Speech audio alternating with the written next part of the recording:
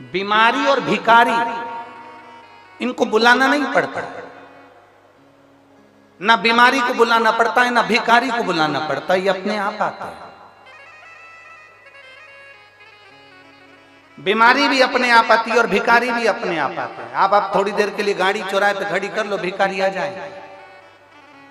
आप थोड़ी देर कहीं जाकर खड़े हो जाओ, भिखारी आपके सामने आ जाएंगे। आपने उसको हाथ देकर नहीं बुलाया, भिखारी को इशारा कर कर नहीं बुलाया, भिखारी को झाला देकर नहीं बुलाया, भिखारी को पत्र देकर नहीं बुलाया। भिखारी और बीमारी ये दोनों बिना बुलाए आते हैं। बीमारी को भी बुलाया नहीं जाता कि मेरा सिर दुखना, मेरा पेट दुखना, मेरे हाथ पैर दुखना, ये बीमारी को बुलाया नहीं जाता।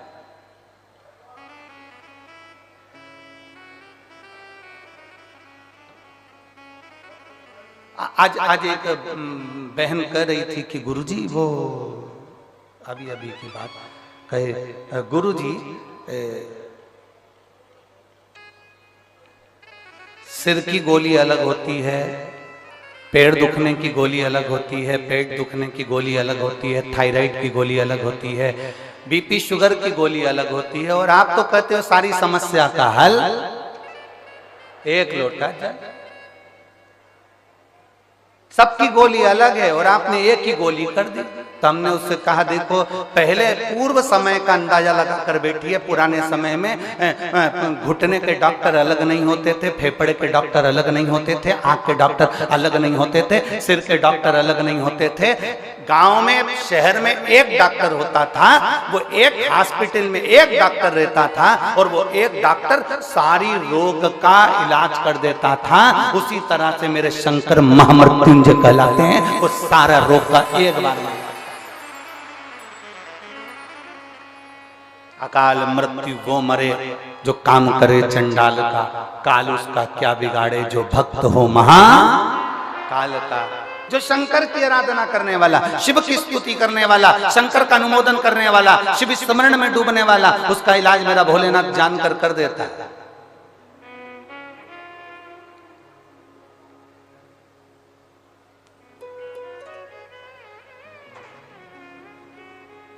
सिर की गोली खाते हो, सिर बंद होता है कि नहीं होता?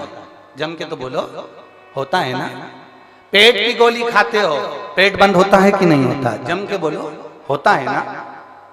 नेत्र की गोली खाते हो, नेत्र की तकलीफ दूर होती है ना। तो गोली को कैसे मालूम कि सिर में ही फिट होना? उस पे सील ठप्पा देकर तो नहीं भेजा गया कि तू कहीं इधर उधर मत जाना। पेट की गोली है तो पेट पे इफेक्ट करना, सिर की गोली है तो सिर पर ही इफेक्ट करना।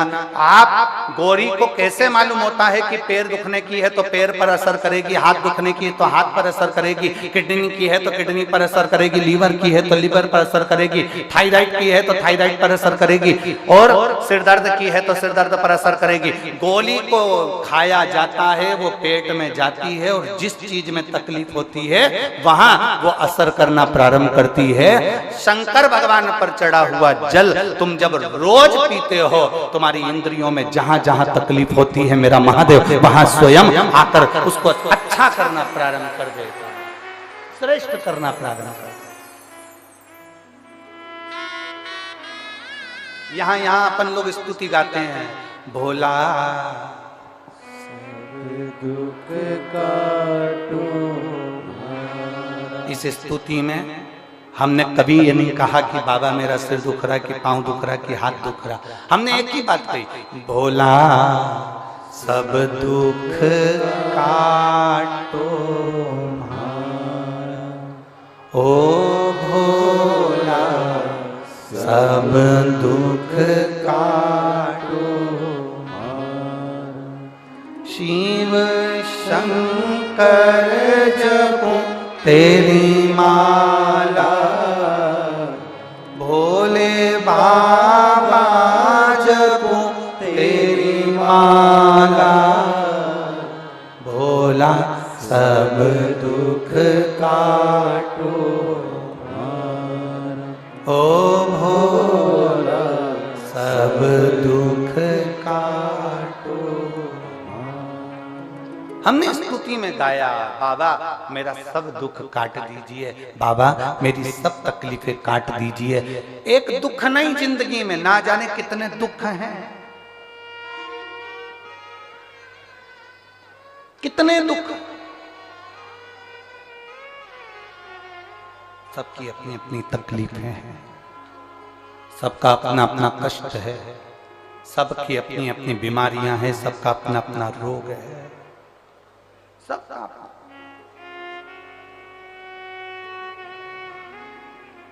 चंद्रदेव को रोग हुआ काया का, काया टपक टपक कर गिरने लगी, चंद्र की आंखों में आंसू भर गया। मेरा काया का रोग कौन मिटाया?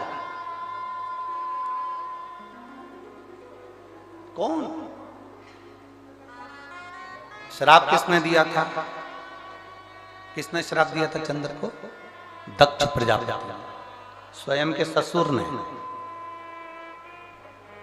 स्वयं के ससुर ने श्राप दिया।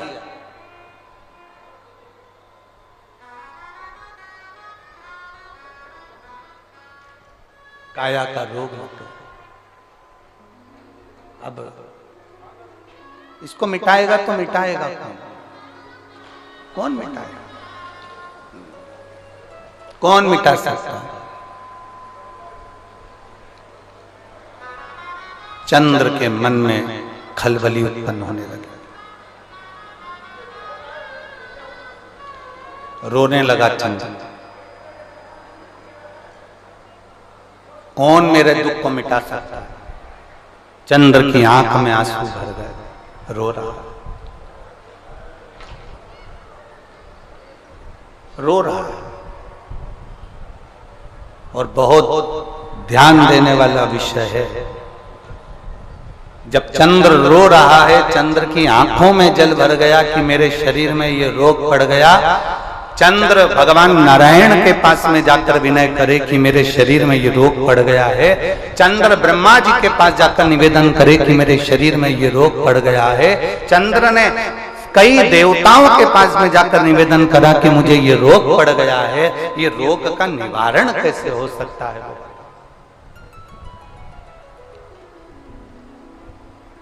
इस रोग का निवारण कैसे? इस रोग से मुक्ति कैसे?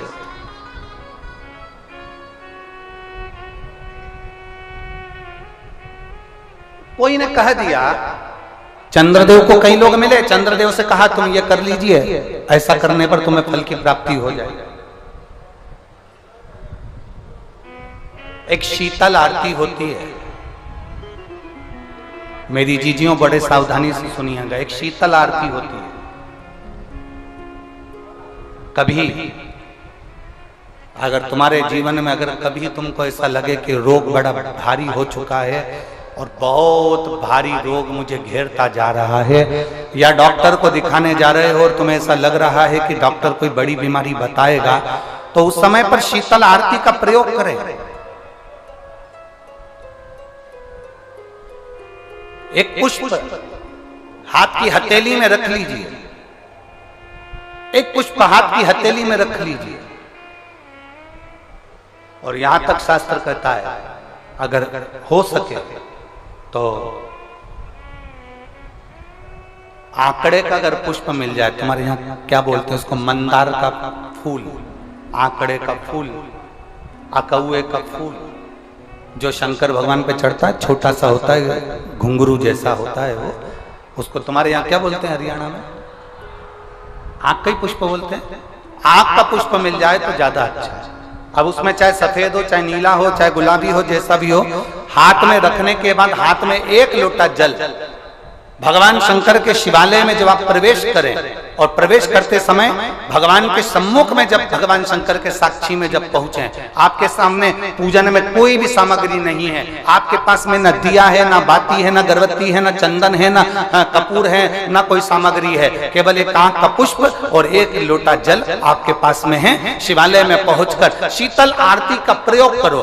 11 बार भगवान शंकर के 11 रुद्रों का स्मरण कर कर जब 11 बार शंकर के शिवलिंग के ऊपर से नीचे तक वो कलश को जब घुमाया जाता है और घुमाने के बाद वो आग का जो पुष्प है वो अशोक सुंदरी वाली जगह पर समर्पित कर कर भगवान शंकर को जो जल चढ़ाया जाता है, जो जल समर्पित किया जाता है, डॉक्टर भले तुमसे कह रहा हो कि तुम्हें बड़ी बीमारी के चांस हैं, आप जाकर एक बार चेक कराना, तुम्हें वो बड़ी बीमारी निकलेगी ही नहीं, उस रोग से तुम मुक्त हो।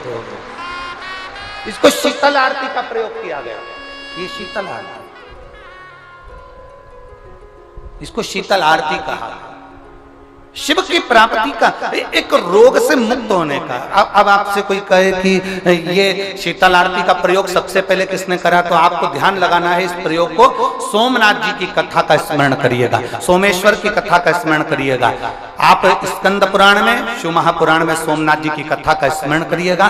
चंद्रदेव को काया का रोग हो गया, रोग इतना भारी था, चंद्र समझ नहीं पा रहे थे मैं करूं क्या। जब देव ऋषि नारद के पास पहुंच गए, नारद जी ने कहा एक पार्थिव शिवलिंग का निर्माण करो, बालू के शिवलिंग का निर्माण करो और समुद्र का ही जल भगवान शंकर को उनके आनंद से आरती कर कर उनको चढ़ाने का प्रयास करो। और शिव ने ऐसी कृपा कर दी कि चंद्र के पास आकर भगवान शंकर ने कह दिया, चंद्र मैं तुझे वर देता हूं, तेरा काया का रोग समाप्त होगा, ये मेरा वर है क्योंकि तूने मेरे शीतल आरती का प्रयोग किया।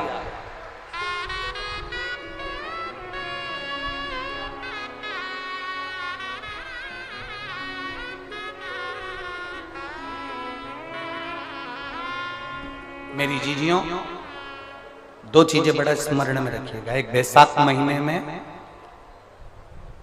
मट्टी के पात्र का जल, अभी अभी क्या चल रहा है, फागुन, अभी क्या चल रहा है, फागुन। जब बैसाख का महीना आए ना,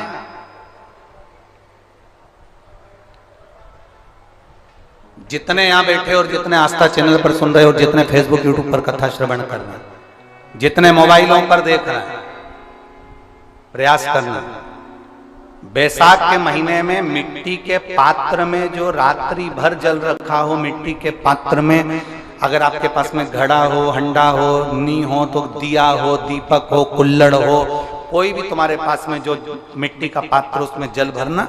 वो जल बैसाख के महीने की किसी भी सोमवार के दिन, किसी भी सोमवार के दिन, बैसाख महीने या किसी प्रदोष के दिन या बैसाख महीने के शिवरात्रि के दिन, वो मिट्टी के पात्र का जल अपने घर के प्रत्येक व्यक्ति का स्पर्श कराकर उस मिट्टी के पात्र के जल को तांबे के पात्र में डाल लीजिए और घर के प्रत्येक व्यक्ति का स्पर्श करा लीजिए और शंकर भगवान पर कुंदकेश्वर महादेव के नाम से समर्पित करिए।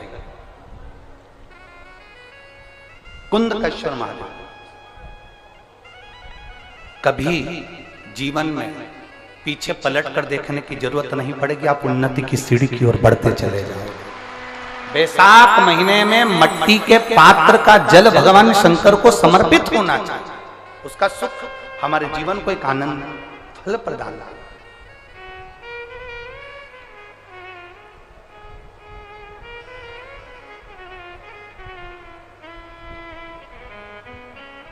जैसे कहते हैं ना,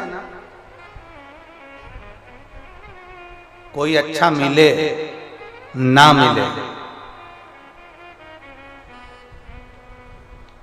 धन मिलने से कोई भाग्यशाली नहीं होता, सत्ता मिलने से कोई भाग्यशाली नहीं होता, वैभव मिलने से कोई भाग्यशाली नहीं होता। महाराज,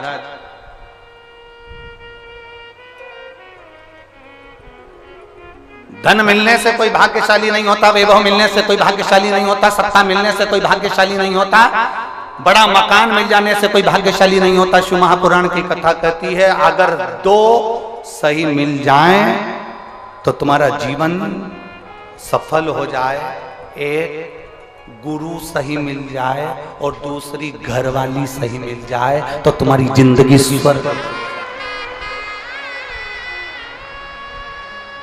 दो सही मिलना चाहिए, धन मिलने से कोई भाग्यशाली नहीं होता, वैभव मिलने से कोई भाग्यशाली नहीं होता, सत्ता मिलने से कोई भाग्यशाली नहीं होता, बड़ी मकान बड़ी गाड़ी मिलने से कोई भाग्यशाली नहीं होता।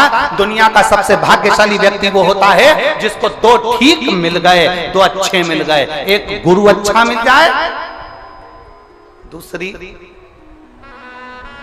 जम की बोलो घर वाली अच्छी मिले।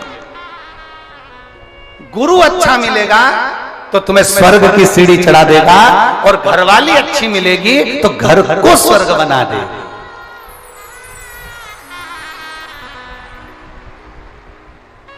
और इसमें से भी गुरु भले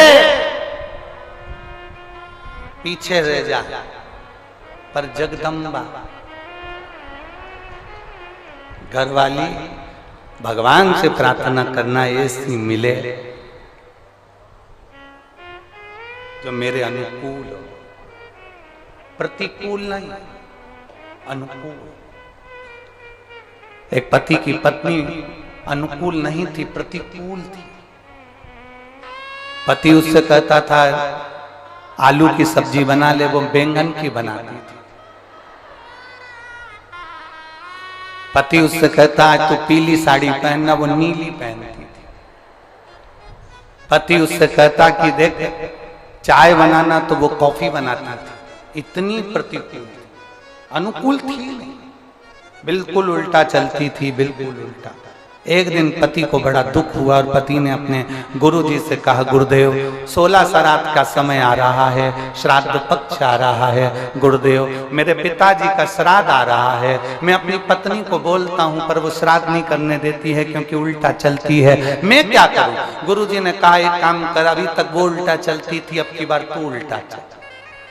उसने कहा गुरुजी उल्टा कैसे चलूं? तो वो तुरंत गुरुजी ने कहा कि एक काम कर, तू ऐसा कर कि आज घर जाकर बोलना अपनी पत्नी से, सुनो पिताजी का श्राद्ध है पर अपन श्राद्ध नहीं करेंगे। अभी तक बोलती थी करेंगे, अब बोलना नहीं करेंगे। उसने कहा ठीक है ऐसा बोल दूंगा। और उसने जाकर तुरंत कहा सुनो पिताजी का श्राद्ध है, अपन नहीं करेंगे। पत्नी तुरंत चिल्ला के बोली क्यों नहीं करेंगे? तुम्हारा बाप तुम्हारा पिता और तुम ही उनका श्राद्ध भी कर रहे, जरूर करेंगे। अब पति ने मन में सोचा गुरुजी तो गुरुजी है, कितना बड़ा ज्ञान दे दिया भाई, कितना बड़ा। और गुरुजी ने कहा था जो जो तुझे करवाना है उसके लिए उल्टा चलना। इतने में इसने कहा सुनो श्राद्ध करेंगे तुम कह रही हो तो, पर पंडित को भोजन नहीं कराएंगे। इतने में पत्नी जूड़ा बांधती बांधती बोली क्यों नहीं कराएंगे? इतनी सारी प्रॉपर्टी का छाती पे बांध के ले जाओगे, 100 बामन को जिमाएंगे जा। पति ने सोचा आज तक एक नहीं जिमाया और आज 100 बामन जिमा रही है। पति ने कहा ब्राह्मण को जिमा देंगे तेरे कहने पर दक्षिणा नहीं देंगे। कैसे नहीं दोगे? सबको सोने की अंगूठी देंगे। पति बड़ा पसंद। अब पंडित जी आ गए, श्राद्ध करने लगे, पिंडदान बनाया, पिंड करवाया। पंडित जी ने कहा ये पिंड ले जाकर अच्छी गंगा जी की नदी में पानी में इसका विसर्जन करो। पत्नी ने पति से पूछा कहाँ जा रहे हो? पति तिल्ला कर बोला पिताजी के पिंड को नदी में विसर्जन करने जा रहा हूं। इतने में पत्नी चिल्ला कर बोली तुम्हारे बाप ने कौन सा अच्छा काम किया था जो नदी में विसर्जन करने जा रहा हो? गटर में पटक दो। अब यहां पर उसको उल्टा बोलना था कि पिंड को गटर में पटकने जा रहा हूं, तो पत्नी बोलती नदी में विसर्जन करो। अब इसने कहा नदी में विसर्जन करो, तो इसने गटर में पटकवा दिया। बड़ा दुखी हुआ, सारा करा धरा पे पानी फिर गया। गुरुजी के पास गया, गुरुदेव गुरुदेव कुछ तो करो कि मेरी पत्नी से मेरा पीछा छूट जाए। गुरुजी ने कहा ऐसे पीछा नहीं छूटने वाला, एक काम कर तू गंगा नहाने हरिद्वार चले। हरिद्वार चले जा तो इससे पत्नी से पीछा छूट जाएगा। क्यों नहीं छूटेगा? पत्नी से भी कह देना कि हरिद्वार जाने का मना करना उसको, तू मना करेगा तो वो जाएगी।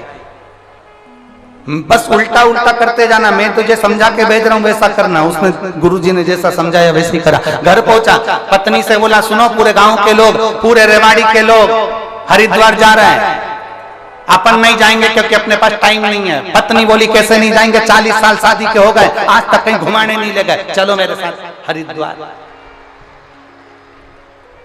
पत्नी हरिद्वार ले गई पति को। अब गुरुजी ने कहा था गंगा जी में नहाने जाना, और पत्नी जब नहाने लगे तो पत्नी से कह देना ज्यादा आगे मत जा।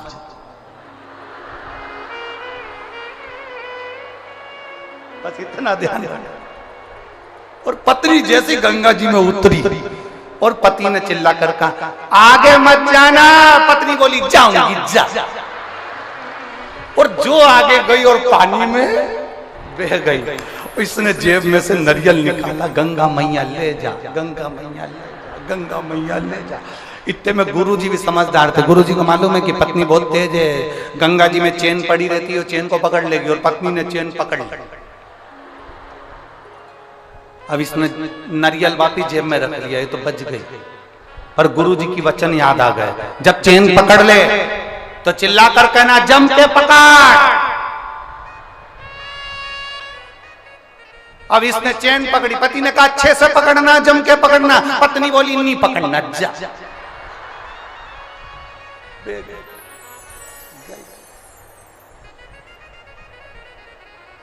हरिद्वार में बही, बंगाल में निकली। कहीं कहीं की ऐसा हो उल्टी चलती है। तो यहाँ शास्त्र कह रहा है कि बहुत सारा धन होने से कोई भाग्यशाली नहीं होता, बहुत सारी सत्ता होने से कोई भाग्यशाली नहीं होता, बहुत सारा वैभव होने से कोई भाग्यशाली नहीं होता। शिव महापुराण की कथा कहती है गुरु और एक घर वाली अगर अच्छी मिल जाए तो समझ लो गुरु तुम्हें स्वर्ग की सीढ़ी चढ़ा देता है और घर वाली घर को स्वर्ग बना देती है। ऐसा प्रभु की प्रीत बड़ी। चंद्र शीतल आरती चंद्र कर रहा है, शीतल। और कर्पूर गौरम करुणावतार संसार सारम भुजगे। चंद्रदेव ने जो भगवान की आराधना करी, आराधना करते ही शंकर जी ने दर्शन दे दिया। दक्ष प्रजापति को क्रोध आ गया। दक्ष प्रजापति को क्रोध इसलिए आया कि दक्ष प्रजापति को क्रोध आने का कारण केवल इतना सा था कि मैंने चंद्र को काया का रोग का श्राप दिया था, इसका रोग ठीक किसने करा? तो मालूम पड़ा कि शंकर भगवान ने करा है, शिव ने करा है। बस दक्ष प्रजापति का हृदय जल गया। मेरा दामाद होकर मेरे अनुकूल नहीं चल रहा, मेरे विपरीत चल रहा। चंद्र को ठीक कर दिया, जिस चंद्र को मैंने काया का रोग दिया था उसको ठीक कर दिया। क्रोध में आ गए दक्ष प्रजापति और आखिरी में हुआ क्या? यज्ञ की तैयारी हुई। उस यज्ञ की मीटिंग में भी शंकर का अपमान किया। यज्ञ में शंकर को ना बुलाकर उनका अपमान किया। बार बार शंकर का अपमान करते हैं, केवल एक कारण है, क्योंकि शंकर भगवान ने उन्हें रोग से मुक्त करा था। मेरे शिव जी को इसका कोई फर्क नहीं पड़ता।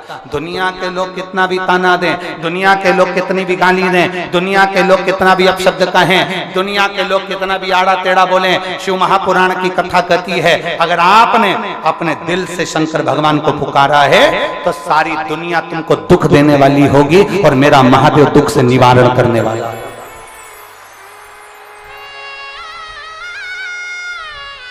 मेरा महादेव दुख से निवारण करने वाला।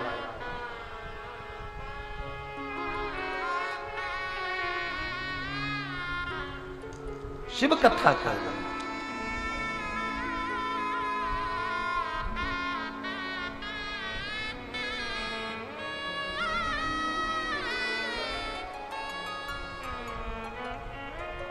और सुन भोले त्रिपुरारी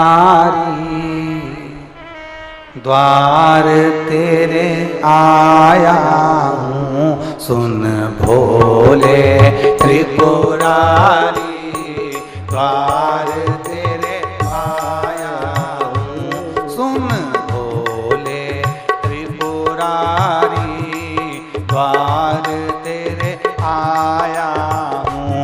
सुन भोले त्रिपुरारी द्वार तेरे आया हूँ। द्वार तेरे आया, द्वार तेरे आया हूँ। द्वार तेरे आया हूँ, द्वार तेरे आया हूँ। सुन भोले त्रिपुरारी द्वार तेरे आया हूँ। सुन भोले त्रिपुरारी द्वार तेरे आया हूँ। भर दे झोली खाली द्वार तेरे आया हूँ। भर दे झोली खाली द्वार तेरे आया हूँ। भर दे झोली खाली द्वार तेरे आया हूँ। भर दे झोली खाली द्वार तेरे आया हूँ। पीछे वाले भी दोनों हाथों से बड़े प्रेम से राधे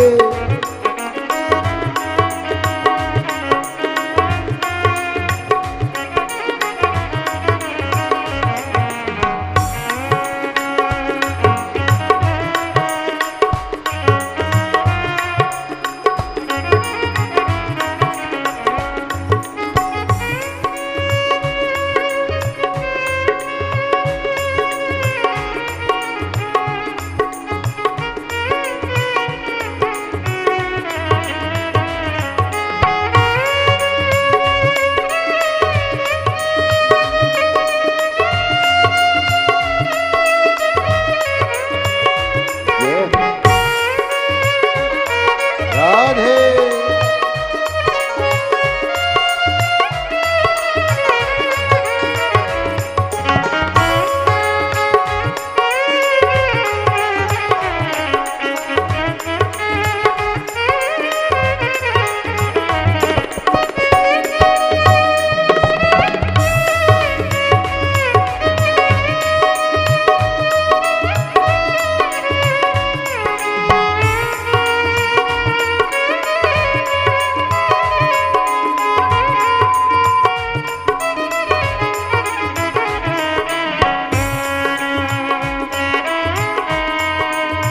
राधे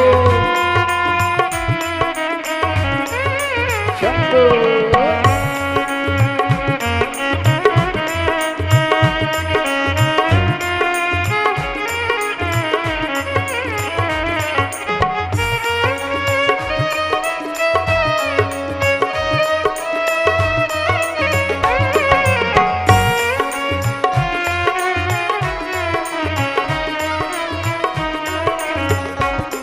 ओ तेरी काशी में गंगा बहती है, तेरी काशी में गंगा बहती है। ओ तेरी काशी में गंगा बहती है, तेरी काशी में गंगा बहती है। लाज राखो ओ लाज राखो, लाज राखो त्रिपुरारी द्वार तेरे आया हूँ। लाज राखो त्रिपुरारी द्वार तेरे आया हूँ। सुन भोले त्रिपुरारी द्वार तेरे आया हूँ। सुन भोले त्रिपुरारी द्वार तेरे आया हूँ। द्वार तेरे आया हूँ। द्वार तेरे आया हूँ। द्वार तेरे आया हूँ, द्वार तेरे आया हूँ। सुन भोले त्रिपुरारी द्वार तेरे आया हूँ। सुन भोले त्रिपुरारी द्वार तेरे आया हूँ।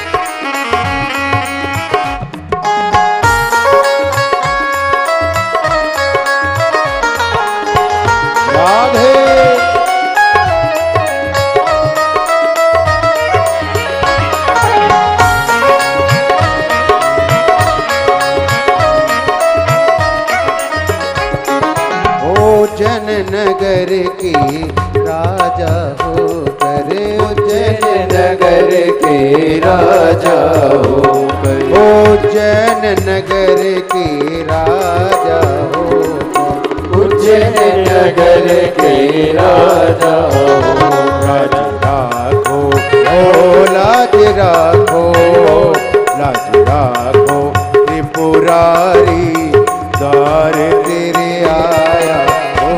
लाज राखो त्रिपुरारी, द्वार तेरे आया हो। ओ द्वार तिहारे आया हूँ, शरण तिहारे आया हूँ, ओ द्वार तिहारे आया हूँ, शरण तिहारे आया हूँ। बोले भंडारी, द्वार तेरे आया हूँ, भोले भंडारी, द्वार तेरे आया हूँ।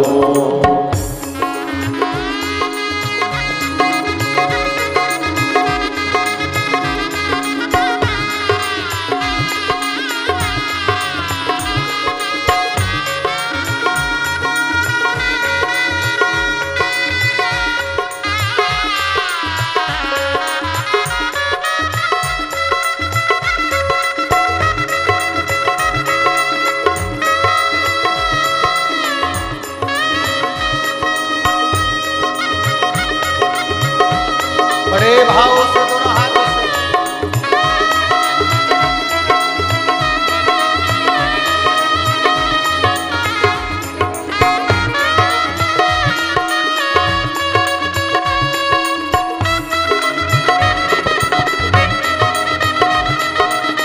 राधे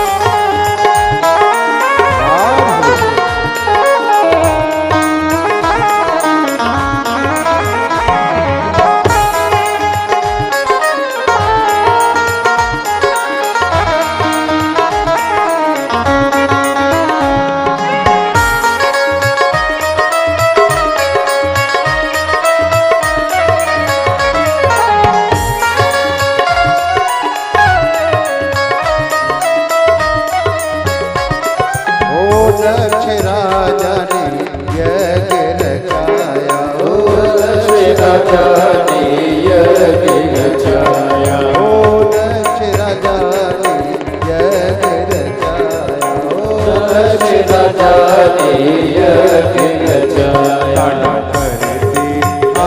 तांडव करती तांडव करती त्रिपुरारी, द्वार तेरे आया हो। तांडव करती त्रिपुरारी, द्वार तेरे आया हो। सुन भोले त्रिपुरारी, द्वार तेरे आया हूँ। सुन भोले त्रिपुरारी, द्वार तेरे आया हो। ओ द्वार तेरे आया प्रभु, द्वार तेरे आया ओ द्वार तेरे आया हो, द्वार तेरे आया हो। ओ द्वार तेरे आया प्रभु, द्वार तेरे आया ओ द्वार तेरे आया हो, द्वार तेरे आया हो। सुन भोले, सुन भोले, भोले, सुन भोले, सुन भोले त्रिपुरारी, द्वार तेरे आया हो।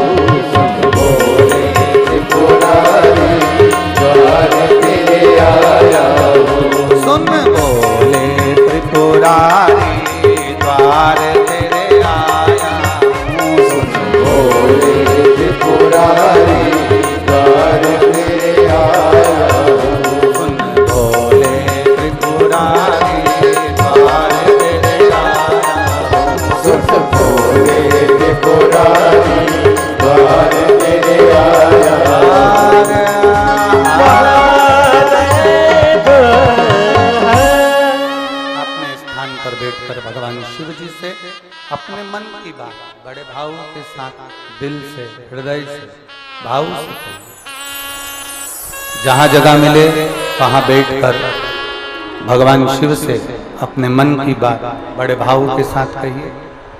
जितने कार्यकर्ता खड़े हैं वो भी प्रेम से बैठकर भाव से बाबा से अपने मन की बात अपने हृदय के साथ दिल से बाबा से प्रार्थना करिए। बार बार ये मौका नहीं लगता बाबा से अपने मन की बात कहने का। जिसको आता है वो साथ में बोलेंगे। शिव महापुराण के मूल मंत्र का स्मरण करें।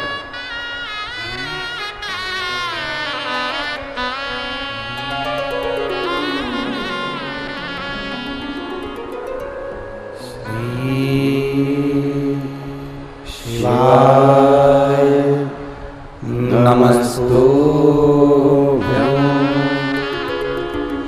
श्री शिवाय नमस्तुभ्यं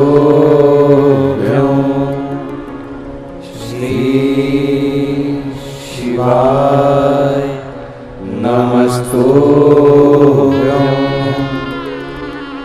श्री शिवाय नमस्तुभ्यं श्री शिवाय नमस्तुभ्यं। भोला सब दुख काटो हमारा, ओ भोला सब दुख काटो हमारा। शिव शंकर जपो तेरी माला, भोले बाबा जपो तेरी माला। भोला सब दुख काटो हमारा, ओ भोला सब दुख काटो हमारा। वेश है मंगल मंगलकारी, वेश है मंगल मंगलकारी। शमशान वासी हमारा, शमशान वासी हमारा। ओ भोला सब दुख काटो हमारा, ओ भोला सब दुख काटो हमारा। शिव कथा कर रही है, भगवान शंकर का संवाद कर रहा है। शिव महापुराण की कथा वर्णन करती है चंद्र के रोग को शिव समाप्त कर देते हैं।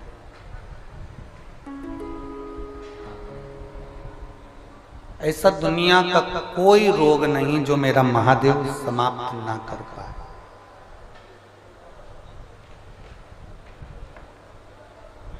एक चीज आपके अंदर होना चाहिए, विश्वास।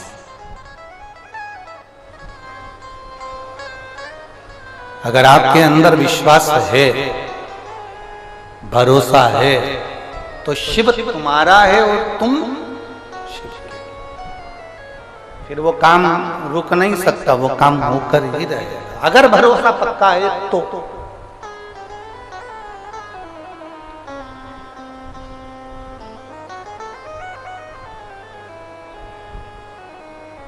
सुनील जी ने ये कथा कोई आज की बुकिंग नहीं है। सुनील जी आपकी कथा कई साल पहले बुक हो चुकी थी, कई साल पहले। रेवाड़ी वालों को तो बाद में मालूम पड़ा होगा कि सुनील जी कथा करा रहे हैं, तो ये तो आप लोगों को हम बाद में मालूम पड़ा होगा, पर ये कथा बहुत साल पहले बुक हो गई थी।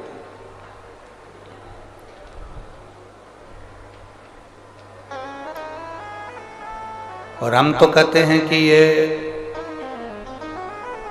कोई पूर्व समय का जो आपका प्रारब्ध है, पूर्व समय का कोई भगवान देवादिदेव महादेव का आपसे कोई संबंध रहा होगा सुनील जी, तो ये बाबा रेवाड़ी में आकर कथा का रसपान करा दिया। कहीं कृपा भगवान शिव की हुई। और भगवान शंकर परीक्षा बहुत लेता है, बीच में जनरेटर बंद करवा देता है। बाबा है वो, कथा चालू होते होते भी बहुत बहुत समस्याएं सामने आकर खड़ी होती है, पर आप मुस्कुराकर श्री शिवाय नमस्तुभ्यम बोलकर अपने कार्य के लिए जब आगे बढ़ोगे तो समस्या समाप्त होती चली जाती है और बाबा की कृपा बरसती चली जाती है।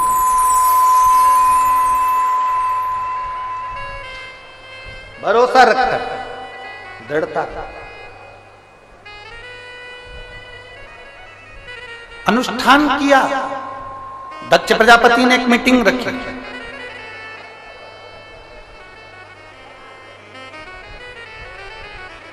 शंकर भगवान भी बैठे थे उस मीटिंग में, उस सभा में शिवजी विराजमान थे। दक्ष प्रजापति उस सभा में आया तो उसको प्रणाम नहीं करा भोलेनाथ जी ने, नहीं देख पाए। होता है कभी कभी, ऐसा नहीं है कि देख पाए।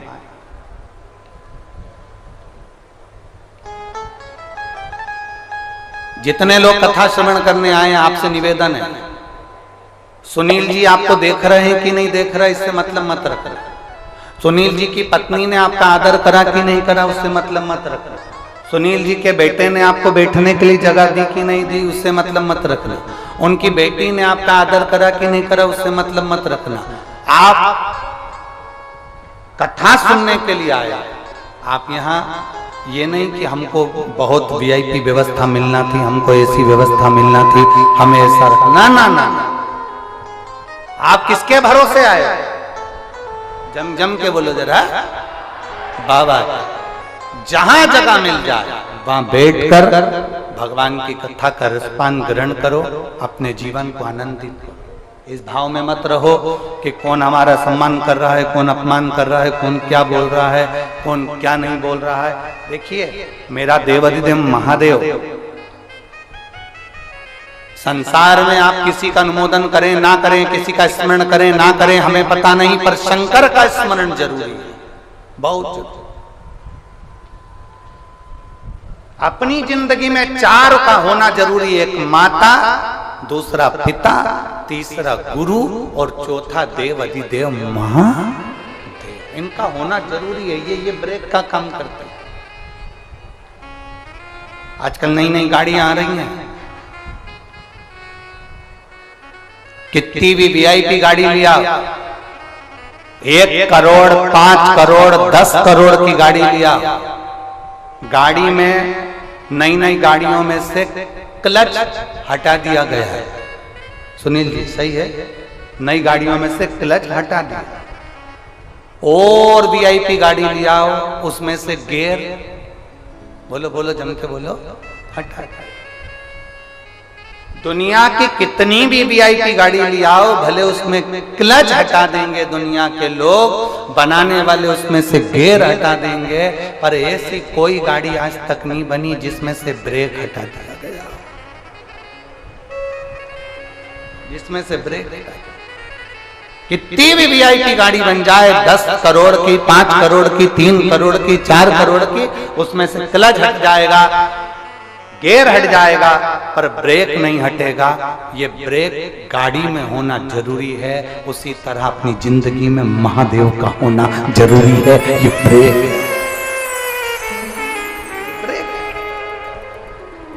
ये बहुत जरूरी है हमारे जीवन के लिए, हमारी जिंदगी के उन्नति के मार्ग के लिए, हमारे जीवन के आगे के पहलू के लिए शिव का होना चाहिए। दक्ष प्रजापति समझ नहीं पाया, जान नहीं पाया।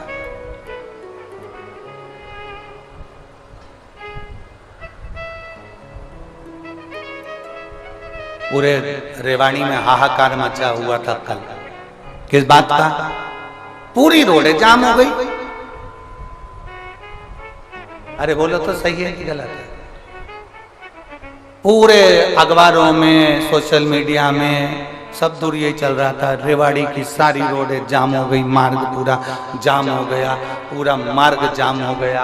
लोग कह रहे थे हम जाम में फंस गए। हम उनसे निवेदन करेंगे, ये शंकर की कथा का जाम है, जो इसमें एक बार फंस जाता है बाकी की दुनिया के जाम में नहीं फंस पाता है, क्लियर निकलता चले जाता है। क्लियर। एक बार फंसे हो ना, एक बार अंदर आ गए हो ना, एक बार तुम्हें तकलीफ हो गई ना, 5 दिन तुम जो यहाँ फंसे हुए हो, चिंता मत करना, बाकी की उलझन में नहीं फंसोगे, बाकी की उलझन में क्लीन रहोगे एकदम।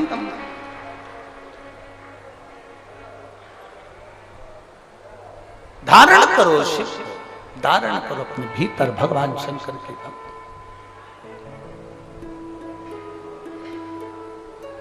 और जितना उसको धारण कर सकते हो उतना, अपने जीवन को जितना सार्थक बना सकते हो उतना बनाए, उतना। शिव कथा कर रही है, भगवान देवादिदेव महादेव का संवाद कर रहा है, शिव महापुराण की कथा कर रहा है। दक्ष प्रजापति, शंकर भगवान जब उठकर प्रणाम नहीं करे, नमन नहीं करे, झुके नहीं, प्रणाम नहीं किया, क्रोध आ गया। क्रोध,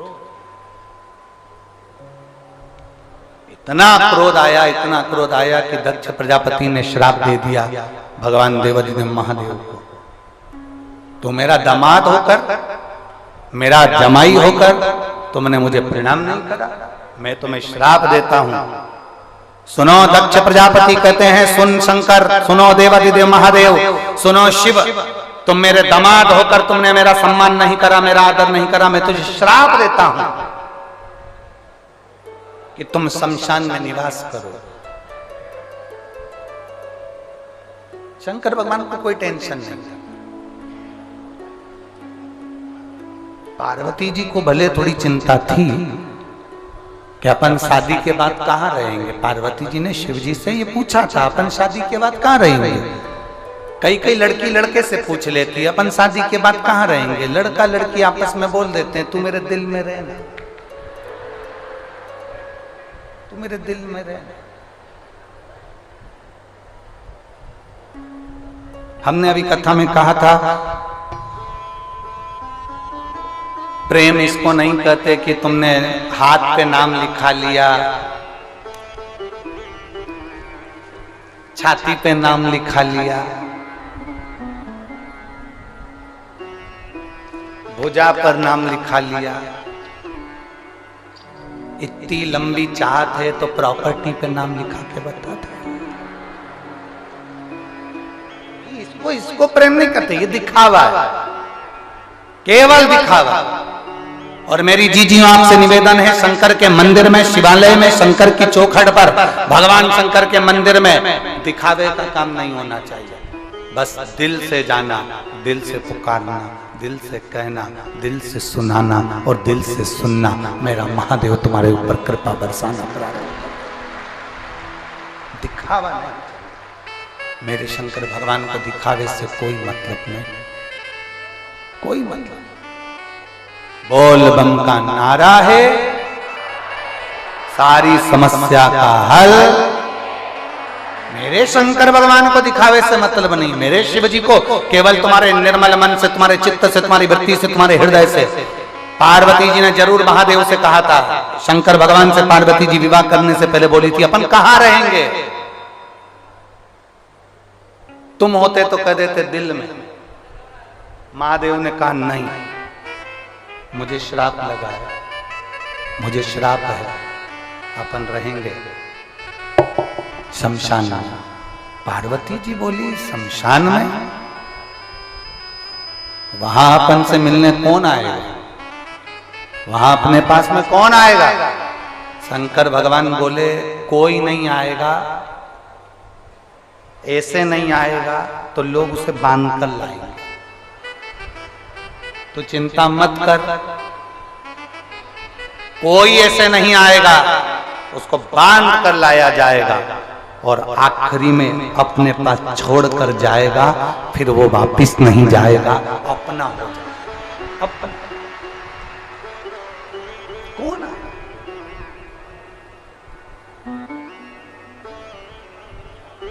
और मेरे भोले तेरा सहारा है, मेरे भोले तेरा सहारा है, मेरी नैया का तू किनारा है, मेरी नैया का तू किनारा है, मेरे भोले तेरा सहारा है, मेरी नैया का तू किनारा है, मेरी नैया का तू किनारा है। आप उसको दिल से पुकारेंगे, वो दिल से मिलता है। उसकी अविरल भक्ति हमें आनंदता का भाव प्रकट करते थे। शिव कथा कर रही है,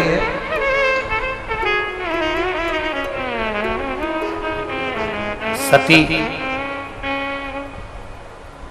अपने प्राणों को, वही सती मैया, वही सती माता जान नहीं पाई थी, महादेव पहचान नहीं पाई थी। सबसे बड़ा है कथा के अंदर एक प्रसंग सबसे भारी है। माता पार्वती जी ने 51 जन्म लिए हैं, पर 51 जन्म माता पार्वती ले लेकर थक गईं और शंकर जी को पहचान नहीं पाई। 51 जन्म। अब जरा विचार करिएगा, पार्वती जी 51 जन्म लेने पर भगवान शंकर को नहीं पहचान पाई, तो आप और हम कैसे पहचान सकते, कैसे जान सकते?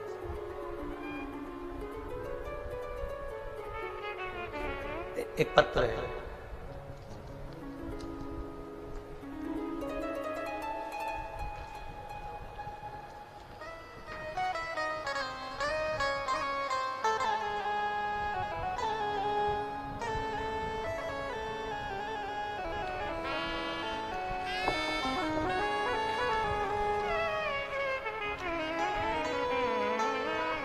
मेरा नाम मनीषा बेदी, रहने वाली मैं रेवाड़ी हंस नगर की। कहीं बैठी हैं? आप ही हैं? श्री शिवाय नमस्ते। वापिस साथ मिलाओ एक बार। श्री शिवाय नमस्ते। मेरा नाम मनीषा बेदी है, मैं रहने वाली रेवाड़ी हंस नगर की हूँ। एक लोटा जल और सीहोर के रुद्राक्ष का वर्णन करना चाहता हूँ। मेरी ननद प्रिया बेदी आई है क्या? प्रिया यही है। श्री शिवाय नमस्तुभ्यम। लिया इसको, लिया। और पूरा दिमाग काम करना बंद कर दिया। तब से उसका मानसिक संतुलन भी नहीं था और शारीरिक संतुलन भी नहीं था। शरीर से भी इतना काम नहीं बनता और माइंड उसका बिल्कुल काम नहीं करता। मुख से ज्यादा बोल नहीं पाती, समझ नहीं पाती, ध्यान नहीं दे पाती, सुन नहीं पाती। गुरुदेव, मैंने अलवर में आपके द्वारा की गई शिव महापुराण की कथा सुनी। फिर हम लोग सीहोर गए, वहां से रुद्राक्ष लेकर आए। तांबे के लोटे में उस रुद्राक्ष को डालकर शंकर जी को जल चढ़ाना और वो जल हमारी ननद को पिलाना प्रारंभ करा। गुरुदेव, उसने अपने मुख से कभी कोई शब्द नहीं बोला था। उसका शरीर काम नहीं करता था, उसका माइंड काम नहीं करता था, दिमाग संतुलित नहीं था। आज मैं बाबा के इस पावन प्रांगण में छाती ठोक कर कह सकती हूँ कि अब मेरी ननद समझने लगी है और उसका दिमाग काम करने लगा और वो मुख से श्री शिवाय नमस्तुभ्यम कहने लगी। गुरुदेव, 35 साल के बाद मेरी ननंद ने अपने मुख से शब्द निकाला तो श्री शिवाय नमस्तुभ्यम निकाला। 35 साल तक वो अपने दिमाग से काम नहीं कर पाती थी। 35 साल तक उसका शरीर उठने बैठने के भी लायक नहीं था। शिव तत्व है। शंभु वो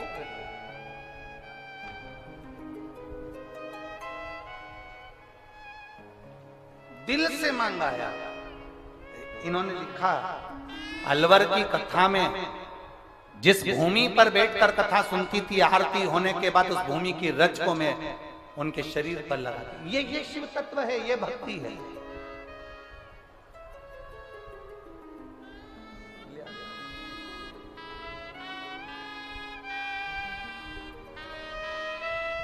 पैंतीस साल के बाद इसका शरीर इतना काम करा है और माइंड इतना काम करा है। जोरदार ताली बजाएं इस बेटी के लिए।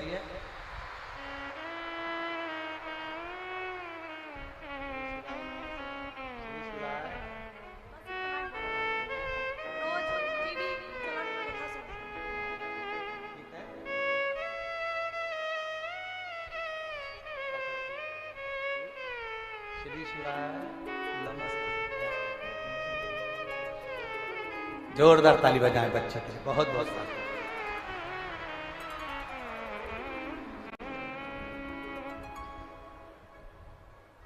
शिव भक्ति का एक प्रतीक।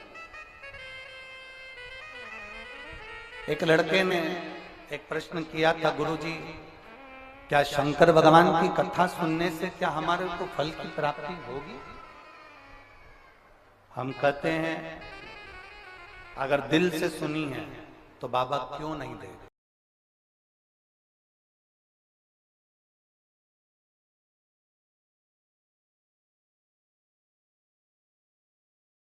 बड़ी दुखी हूं मैं, दुनिया की सबसे गरीब मैं हूं।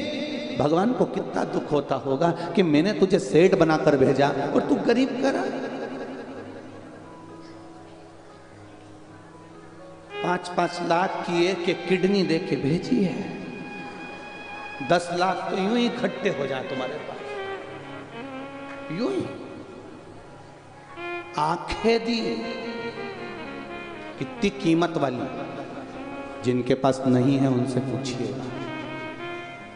श्रवण शक्ति दी, शरीर अच्छा दिया, चलकर तुम प्रयागराज के मेले में आ गए। ये शिव की कृपा नहीं तो क्या है? उसके बाद भी अगर दुख करो कि मेरा शरीर बेकार, भगवान ने मुझे गरीब बना दिया, गरीब बना दिया, ना ना ना ना। किसी महात्मा के पास, किसी संत के पास, किसी साधु के पास, किसी गुरु के पास में, किसी के पास जाकर मत कहना कि तुम गरीब हो। एक बार महादेव के पास जाकर कहना कि तेरी बनाई सृष्टि में रह रही हूं, बस इतनी कृपा करना, तूने जैसे चोर को कुबेर बना दिया, एक दिन मुझ पर भी करुणा कर देना, बस इतना कह दे। बहुत बहुत उसको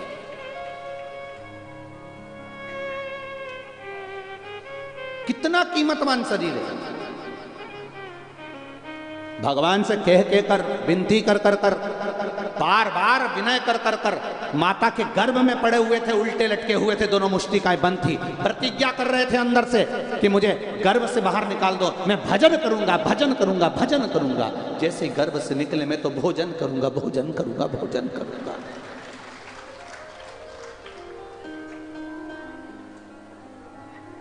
कितना बड़ा बड़ा भगोना भर भर के सतुआ बाबा जी ने बूंदिया बनवाई। कितना बड़ा बड़ा भगोना भर भर के सब्जी बनवाई। कितना बड़ा बड़ा भगोना भर के दाल बनवाई। थोड़ी देर बाद खबर आई, सब निपटा गए। फिर लगा ये तो भंडारी का भंडारा है। सतुआ बाबा, ये सतुआ बाबा आदरणीय महाराज जी का, जो महाराज जी के जो गुरु जी हैं, परम पूज्य यमुनाचार्य जी महाराज, उनके पास कोई भी आता था, एक ही चीज मिलती थी, बस सतुआ घोलकर। आदरणीय यमुनाचार्य जी महाराज जी केवल सतुआ घोल कर दे देते थे।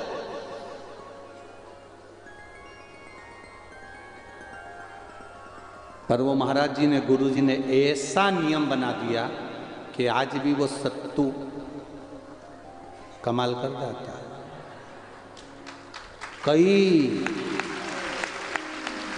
आज भी वो सतुआ कमाल कर जाता है। लोग जीते जी भी खाते हैं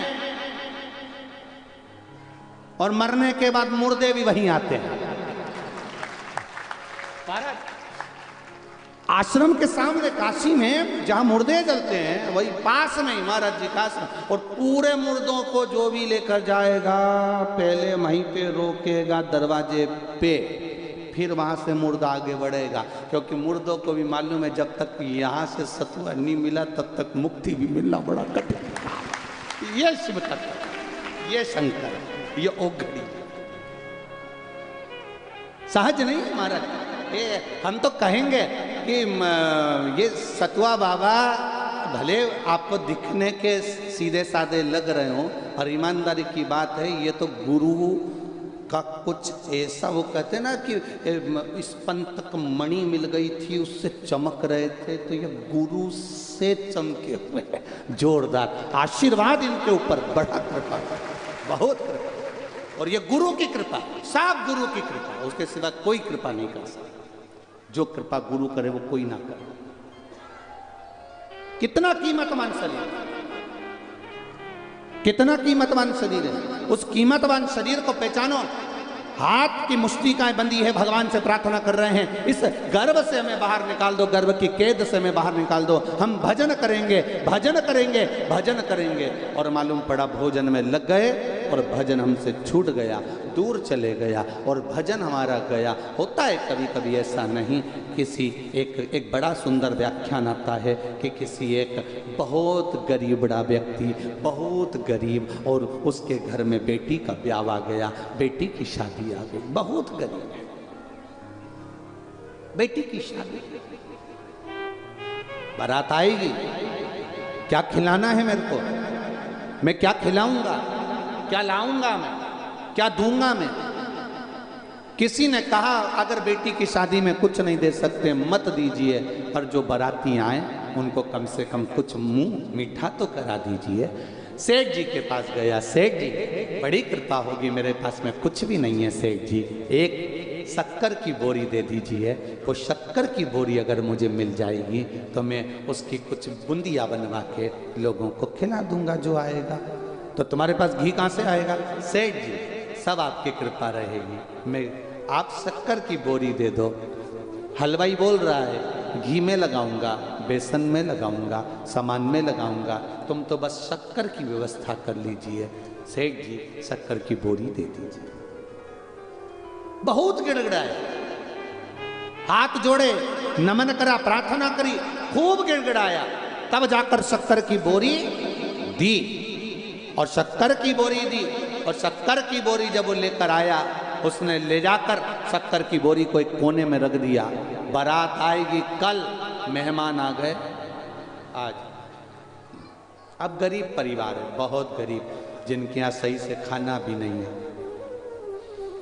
शक्कर की बोरी में किसी चूहे ने, ऊंदरे ने छेद कर दिया, छोटा सा। एक बच्चा शक्कर की बोरी से टिक के बैठा था, उसको 2 दाने नीचे पड़े दिखे तो उसने छेद में धीरे से उंगली कर कर उसमें से शक्कर निकाल के खा रहा। छोटा सा बच्चा जब शक्कर खा रहा था, किसी ने उसको खाते देख लिया, कहाँ से लाया? मैंने चोरी नहीं करी है, वह बोरी में गिर रही थी, मैंने उंगली से निकाल ली है। अब ये भी गया, इतने में वो आके बैठ गई जिसने पूछा था, वो भी टिक गई। उसने दूसरे से कहा, दूसरे ने तीसरे से कहा, मालूम पड़े बारात दूसरे दिन आ रही है और शक्कर की बोरी पूरे मेहमान खा तो गए, अपनी जगह थी। एक मेहमान के साथ बच्चा था, शक्कर की बोरी जब पूरी खाली हो गई तो उसने अपने बच्चे को बोरी पे सुला दिया। सुलाया तब तक भी ठीक था, शक्कर की बोरी पे छिछी कर दी, गंदी हो गई, पूरी बोरी बेकार। शक्कर थी, सब पास में थे, जब गंदगी कर दी, कोई पास में से नहीं जाए, सब वहां से निकल के जाए। इतने में आ गए बाराती, हलवाई धड़कता हुआ आया, लाओ शक्कर की बोरी लाओ। तो क्या भी लाया, अंदर गया, अंदर जाके देखा शक्कर की बोरी तो कहीं दिखी नहीं रही। इतने में पत्नी से पूछा, क्यों यहाँ शक्कर की बोरी रखी थी? पत्नी बोली, है तो वहीं तो रखी है। तो क्या कहाँ है? तो पत्नी आके बोली, ये है तो सरी, तो क्या ये शक्कर की है? इतने में पत्नी बोली कि तो क्या नमक की है? शक्कर की तो है। तो शक्कर की बोरी में तो शक्कर थी, अब मुझे क्या मालूम शक्कर की बोरी में शक्कर थी, अब मेरे को तो यही दिखी है, ये रखी है। अब गंदी बोरी, बहुत गंदी, साफ कर कर झड़ाई भी सरी, उसमें से 4 या 5 दाने शक्कर के निकले। अब शक्कर के दाने लेकर विचार कर रहा है, इसकी बूंदिया बनाऊं कि खोपरा पाक बनाऊं, क्या शक्कर की। हलवाई कह रहा, लाओ शक्कर की बोरी। उधर धड़धड़ाता हुआ घोड़ी चढ़कर पर दूल्हा आ गया, मुख मीठा कराओ, लाओ शक्कर की बोरी। शक्कर की बोरी नहीं मिलती, रोता है, बिलखता है, आंख से आंसू जाते हैं, बिनक रहा है, बिलख रहा है। ये शक्कर की बोरी की कथा नहीं, अपनी कथा है। बड़ी मुश्किल से मांग कर ये शरीर लेकर आए थे, शक्कर की बोरी लेकर आए थे। पूरी पैक थी, पेटी पैक। माँ के गर्भ से जैसे निकला, निकलते से ही पहले छेकड़ा हो गया, थोड़ा सा छेद। इन आँखों से देखना चालू करा, लोगों ने गोदी में लेकर शक्कर खाना प्रारंभ कर दिया। मेरा छोरा, मेरा छोरा, मेरा छोरा, मेरा छोरा, मेरी बेटा, मेरी बेटा, मेरा हृदय, मेरा हृदय। शक्कर खाना चालू करा, पूरा समय खा गए। जन्म लिया उस दिन से लेकर मरा तब तक लोग कहते रहे, मेरा पिता, मेरा भाई, मेरा बंधु, मेरा सखा, मेरा कुटुंबी, मेरा रिश्तेदार, मेरा नातेदार। और आया समय जब यमराज बंदी बनाने के लिए आया, तब श्वास पूरी 21,600 श्वास जो रोज निकल रही थी, वो सारी श्वास खत्म हो गई। शक्कर की बोरी एकदम खाली हो गई। अब श्वास खत्म हो जाती है, शरीर पड़ जाता है, तो लोग उसके पास जाते हैं क्या? अरे बोलो तो सही, शक्कर की बोरी एकदम खराब हो गई, एकदम खराब, गंदी। अब कोई उसके पास में नहीं जा रहा, कोई उसके नजदीक नहीं जा रहा। क्यों? क्योंकि वो खराब हो गई, वो गंदी हो गई। कौन जाए उसके नजदीक में? पड़ी है, बेकार हो गई है। अब क्या करें? तो क्या ये शक्कर की बोरी गंदी हो गई, इसमें आग लगा दो। आग लगा दी, झड़ाई, 2-4 उसमें से शक्कर के दाने निकले। आग लगाने के बाद जब तीसरे के दिन पहुंचे शमशान, 4-5 हड्डी के टुकड़े उठा के ले आए, घर में विचार करने लगे, इनको प्रयागराज लेकर जाएं कि हरिद्वार लेकर जाएं, खोपरा पाक बनाए कि बूंदिया बनाए, क्या करें? समाप्त है शक्कर, समाप्त। फिर कौन आएगा अंत समय में? अब उस शक्कर की बोरी की शक्कर समाप्त हो, इस शरीर की श्वास समाप्त हो, उससे पहले मेरे महादेव का भजन करना, 1 लोटा जल चढ़ाना और उससे विनती करना, उससे विनय करना। अंत समय प्रभु आना पड़ेगा, वचन दिया तो निभाना पड़ेगा।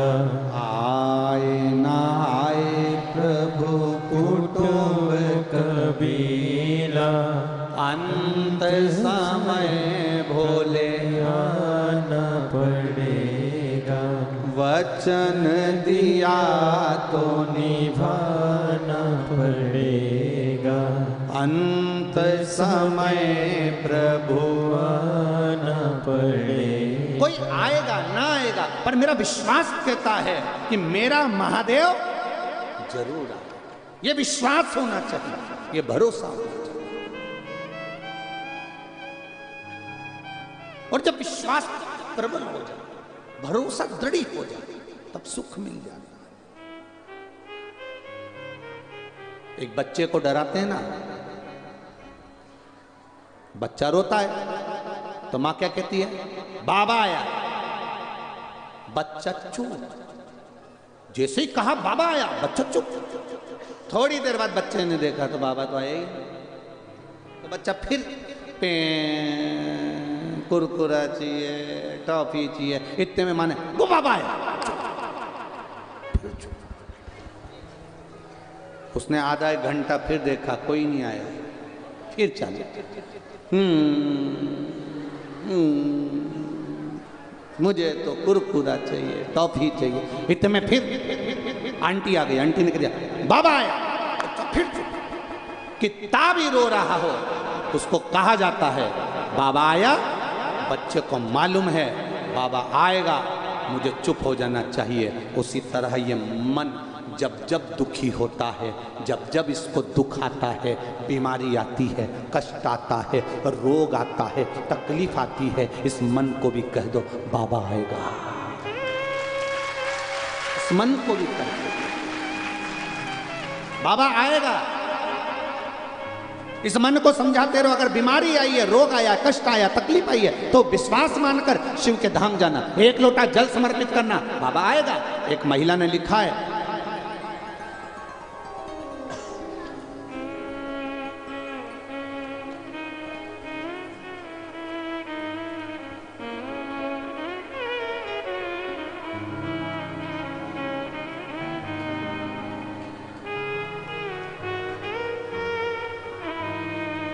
प्रयागराज बमरोली से मंजू पाठक कहीं बैठी हो तो हाथ हिलाइएगा। आप भी हैं? श्री शिवाय नमस्ते। मैं मंजू पाठक बमरोली से हूँ गुरुदेव। एक लोटे जल का क्या महत्व है, मैं क्या वर्णन करूँ गुरुदेव। मेरे मुंह में एक छाला हो गया था, डॉक्टरों को दिखाया, जांचें कराई तो उसमें कैंसर बताया। कैंसर बताया, बनारस के बड़े बड़े डॉक्टरों से इलाज करवाना चाहा। डॉक्टरों ने कहा आपको ऑपरेशन करवाना पड़ेगा क्योंकि छाला है और कैंसर है। मेरी पड़ोसन ने कह दिया शिव पुराण आती है तो शिव जी पे एक लोटा जल चढ़ा और कथा सुन, कहीं मत जा, केवल टीवी पर कथा सुन ले, बहुत है। कथा सुनती, एक लोटा जल चढ़ाती, बाबा का जल पी लेती, शंकर जी से अपने दिल की बात कह देती, बाबा छाला आया है मुंह में, कैंसर बताया है, ऑपरेशन का बोल दिया है, आप कृपा नहीं करोगे तो कौन करेगा।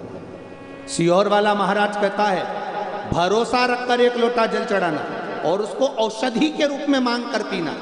आज से मैं भी आपसे औषधि लेकर मांग कर पी रही हूँ गुरुदेव। जब मैंने औषधि के रूप में पीना चालू करा, बाबा की कृपा से दूसरी बार जांच कराने गई तो मेरा कैंसर ठीक होना प्रारंभ हो गया। ये शिव तत्व है। बैठो बहन, श्री शिवाय नमस्ते। ये शिव है, ये औघड़ी है। तेरी कृपा बिना न हिले एक भी अणु, लेते हैं श्वास तेरी कृपा से तनु तनु। क्या देगा वो? आप सुबह से बैठे हो, इंतजार कर रहे हो, 4 बजे से 7 बजे तक कथा है।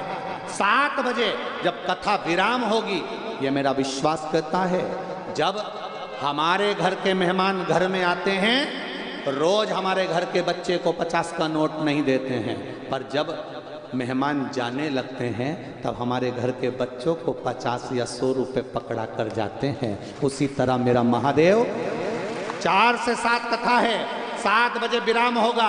आप जब इस भूमि से उठोगे, जाओगे, प्रणाम कर कर, आरती कर कर, नमन कर कर जाओगे, तो मेरा महादेव भी तुम्हारे हाथ में कुछ ना कुछ रखकर जरूर भेजेगा। खाली नहीं भेज सकते, वो खाली नहीं भेजेगा।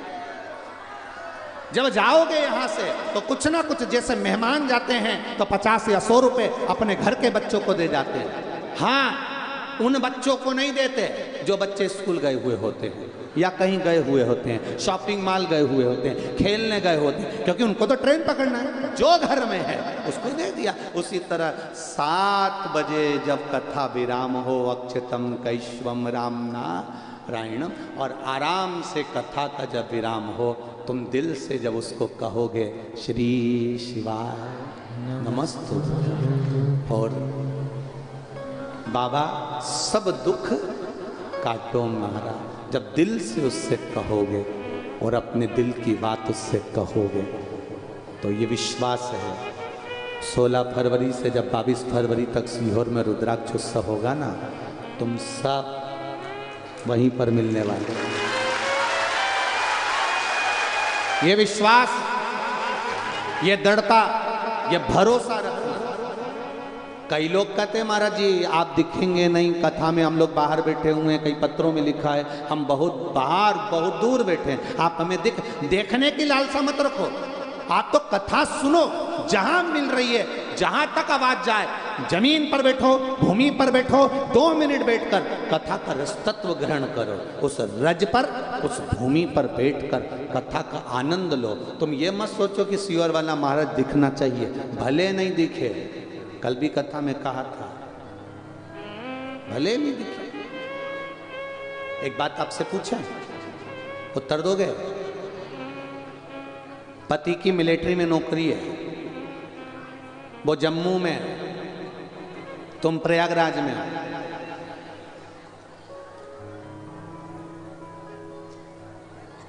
अब यहां तैयार होती हो, चोटी वोटी करती हो, तो मांग में सिंदूर भरती हो कि नहीं भरती हो?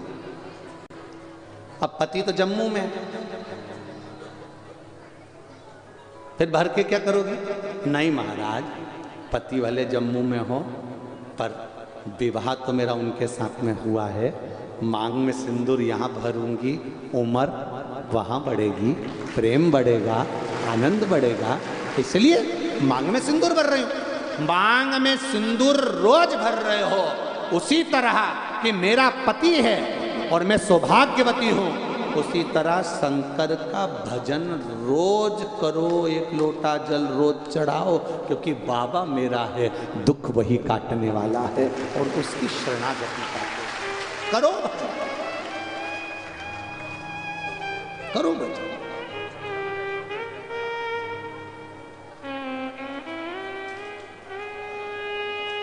महाराज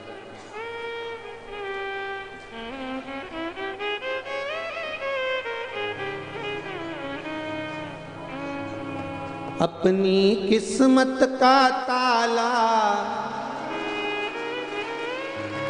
पर एक बात अच्छे से सुन लो तुम पहले तो, एक ये लाइट, एक इधर वाली लाइट, ठीक है, इन दोनों से दूर रहना, और तीसरा ये कैमरे होने लगे इनसे हो, निवेदन है आपसे। तो गाय नहीं तो कथा चलने, क्या विचार है? और आसपास वाली माताओं का ध्यान रखना, कई माताएं अपनी जगह बनाने के चक्कर में इतनी तेज इधर, अब उसके चक्कर में इतनी सारी जगह बना लेती है और अपनी पड़ोसन को नाचते नाचते इशारा कर देती है, वो माँ बाजू में आके बैठ जाती है। तो बड़ी तुम्हारे कारण बड़ी आफत है वो। जिसकी भी पहचान वाली दूर बैठी हो तो तुम इशारा मत करना, अब उतनी देर में तो बच्चे बाजू में, और बच्चों का भी ध्यान रखना, नहीं तो तुम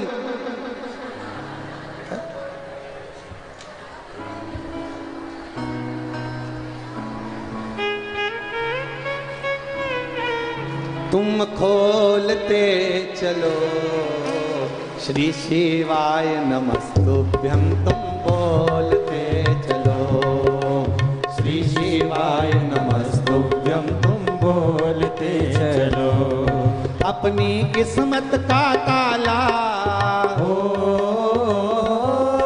अपनी किस्मत का ताला तुम खोलते चलो, अपनी किस्मत ताला तुम खोलते चलो, श्री शिवाय नमस्तुभ्यं, तुम बोलते चलो, श्री शिवाय नमस्तुभ्यं, तुम बोलते चलो अपनी किस्मत का ताला तुम खोलते चलो। ताला तुम खोलते चलो। ओ श्री शिवाय नमस्ते हो बोलते चलो। ओ श्री शिवाय नमस्तुभ्यं तुम बोलते चलो। श्री शिवाय नमस्तुभ्यं तुम बोलते चलो। श्री शिवाय नमस्तुभ्यं तुम बोलते चलो।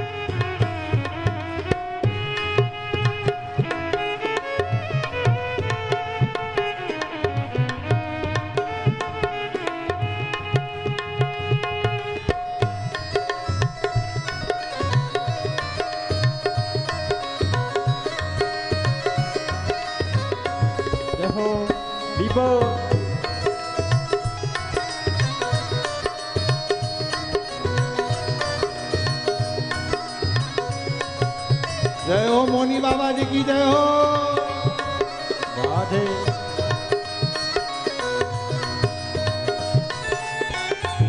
बोल।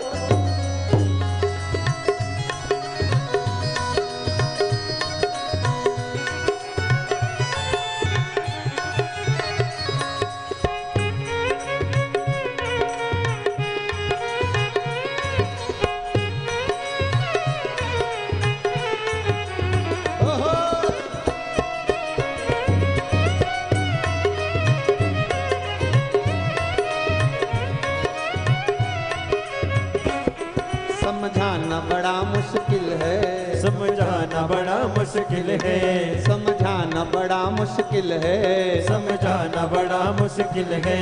आखिर वो दर्द दिल है, आखिर वो दर्द दिल है, आखिर वो दर्द दिल है, आखिर वो दर्द दिल है। सच्चा दरबार लगा है ये भोले की महफिल है। ओ सच्चा दरबार लगा है ये भोले की महफिल है। सच्चा दरबार लगा है ये भोले की महफिल है। ओ सच्चा दरबार लगा है ये भोले की महफिल है। नैनों को काशी वाले का, नैनों को डमरू वाले का, नैनों को काशी वाले का दीदार चाहिए। वो काशी रहने वाला भोलानाथ चाहिए, वो काशी रहने वाला भोलानाथ चाहिए। मेरे इस पगले दिल को, मेरे इस पगले दिल को दीदार चाहिए। वो काशी रहने वाला भोलानाथ चाहिए, वो काशी रहने वाला भोलानाथ चाहिए। राधे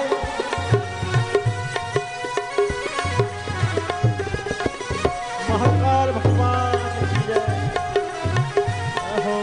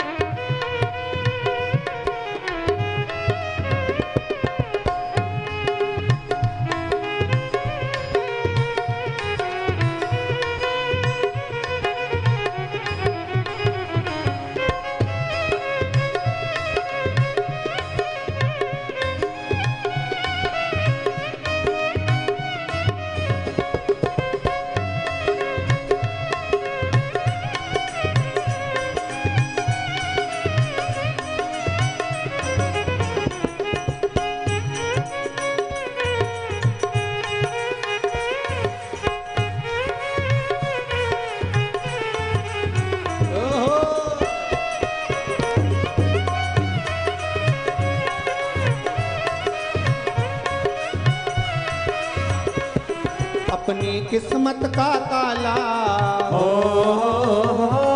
अपनी किस्मत का ताला तुम खोलते चलो। श्री शिवाय नमस्तुभ्यं तुम बोलते चलो। श्री शिवाय नमस्तुभ्यं तुम बोलते चलो। बाहर बैठे हुए भी दोनों हाथों से बड़े प्रेम के साथ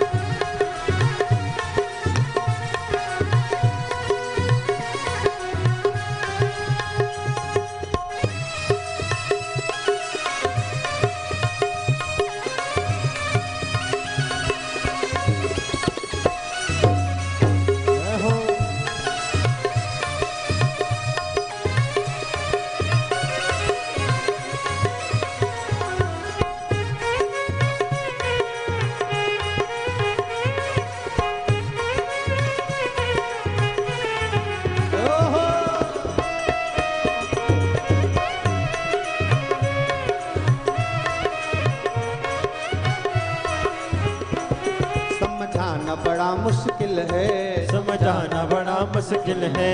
आखिर वो दर्द दिल है, आखिर वो दर्द दिल है। समझाना बड़ा मुश्किल है, समझाना बड़ा मुश्किल है। आखिर वो दर्द दिल है, आखिर वो दर्द दिल है।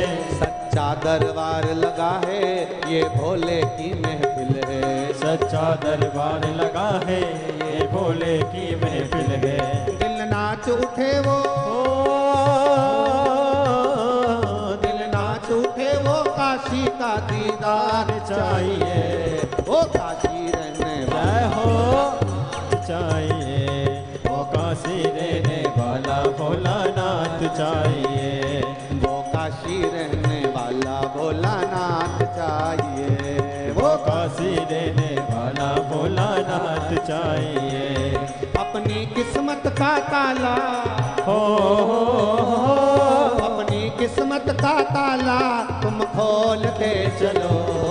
श्री शिवा जय हो बोलते चलो, श्री शिवाय नमस्तुभ्यं तुम बोलते चलो, श्री शिवाय नमस्तुभ्यं तुम बोलते चलो। ओ श्री शिवाय नमस्तुभ्यं तुम बोलते चलो।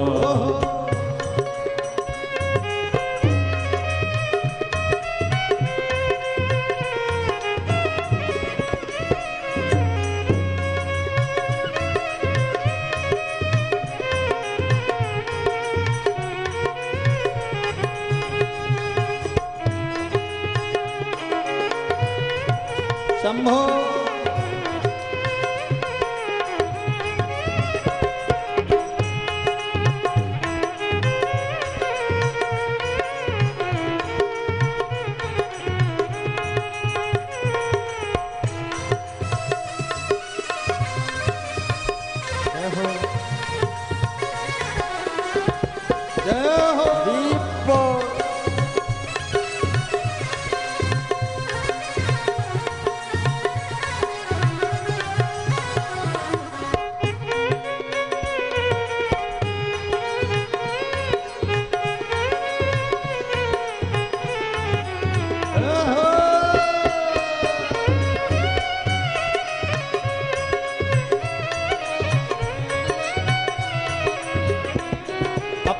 किस्मत का ताला तुम खोलते चलो, अपनी किस्मत का ताला तुम खोलते चलो।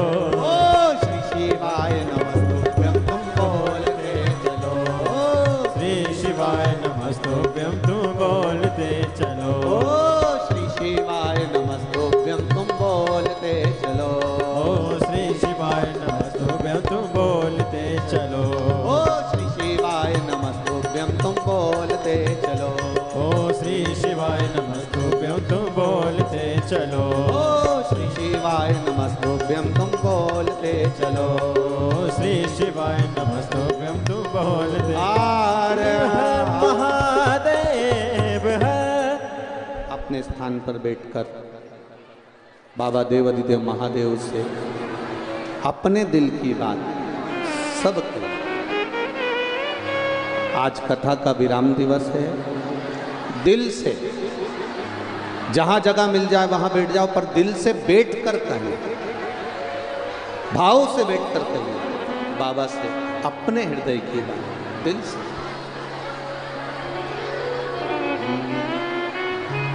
देवाधिदेव महादेव से प्रार्थना करो, हे भोलेनाथ,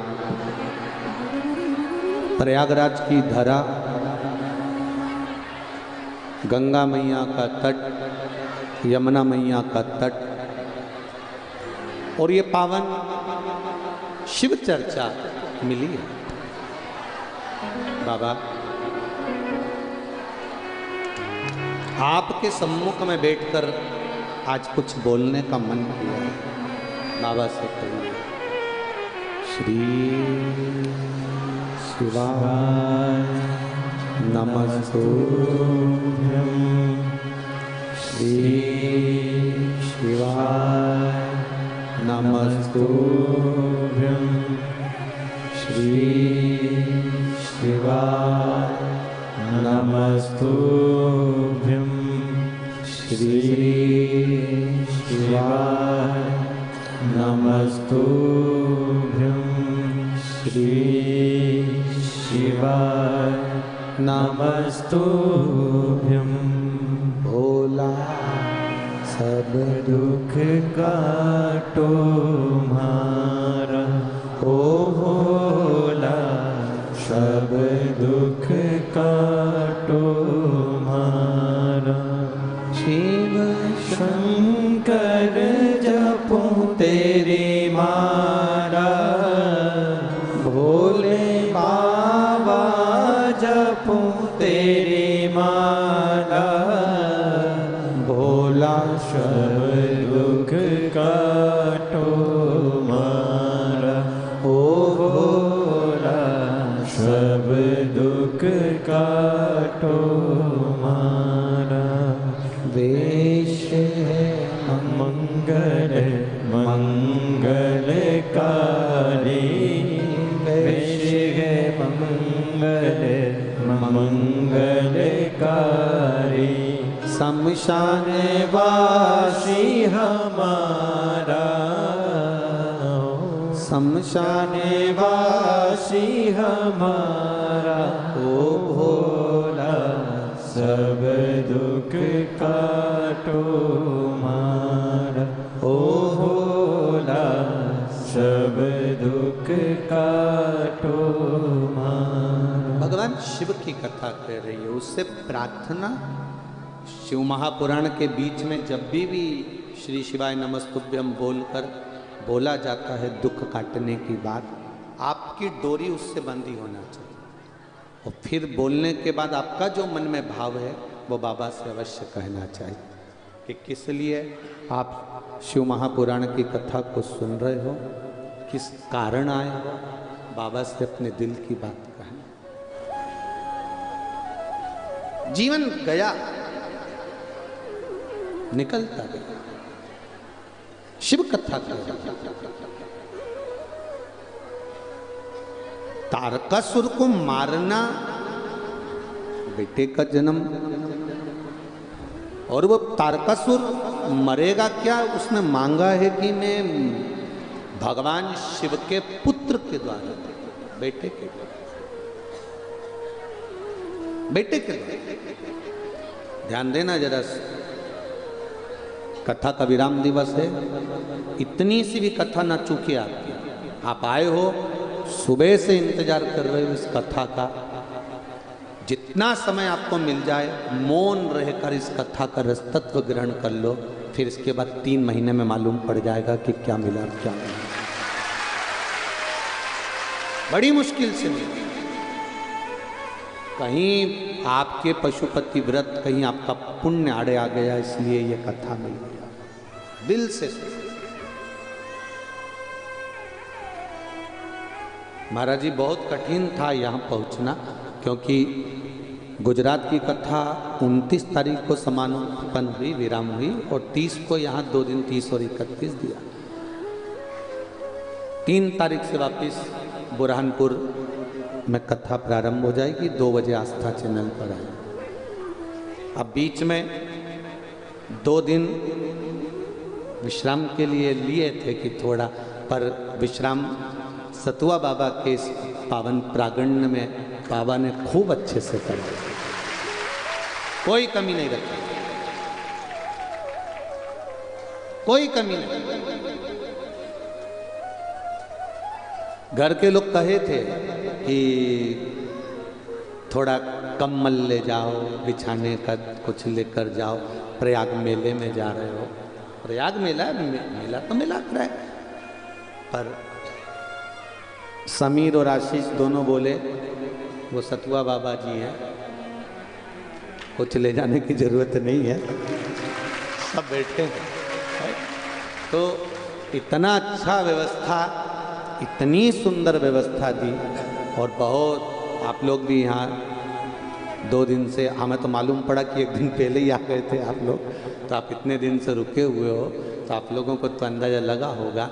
महाप्रसाद भी बहुत सुंदर बाबा की कृपा से बन रहा है, सब प्रेम से पा रहे हैं, सब आनंद के साथ ग्रहण कर रहे हैं, भाव के साथ उसको पा रहे हैं। यही शिव कथा, शिव कथा कर रहे हैं। तारकासुर का पुत्र, भगवान शिव का पुत्र तारकासुर को मारे। अब शिव के पुत्र को पाने के लिए पहले शंकर भगवान की समाधि को तोड़ा था, और किसी की समाधि तोड़ना या किसी के लिए गलत बोलना उत्तमता नहीं है। शिव महापुराण कहती है, शिव तत्व कथा है, भगवान शंकर की कथा कहती है, क्यों तोड़ना किसी की समाधि? पर देवताओं ने अपने हित के लिए, देवताओं ने अपने आनंद के लिए समाधि को तोड़वाया। किसको भेजा? जम के बोलो जरा, कामदेव को भेजा। और कामदेव को जब भेजा गया और कामदेव से कहा गया कि जाओ शंकर भगवान की समाधि तोड़ो, और समाधि टूटेगी तब भगवान देवाधिदेव महादेव की अगर समाधि टूट गई तो फिर उनके द्वारा संतान की प्राप्ति होगी, क्योंकि उनका विवाह होगा, विवाह होकर उनको संतान। आप करो। जब से सती माता गई हैं तब से ये समाधि में बैठे हुए, समाधि में बैठे। जब से सती मैया गई है तब से ये समाधि में बैठे हुए। हो जाता है कभी कभी, कभी कभी हो जाता है ऐसा कि कोई डिप्रेशन में कोई व्यक्ति पहुंच जाता है, बहुत बड़े टेंशन में व्यक्ति पहुंच जाता है। आज आपको एक बात कहना चाहेंगे। एक पत्र आया, देखो,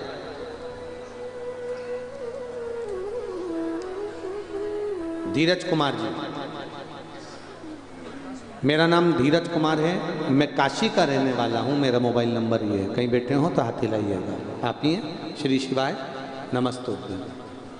गुरुजी, मेरे भोले बाबा का क्या बखान करूं। 5 माह से काम धंधा व्यापार व्यवसाय सब बंद पड़ा हुआ था, दुकान का किराया भी देने की सामर्थ्यता नहीं थी कि कुछ दे पाते, बहुत तकलीफ आ गई। एक बार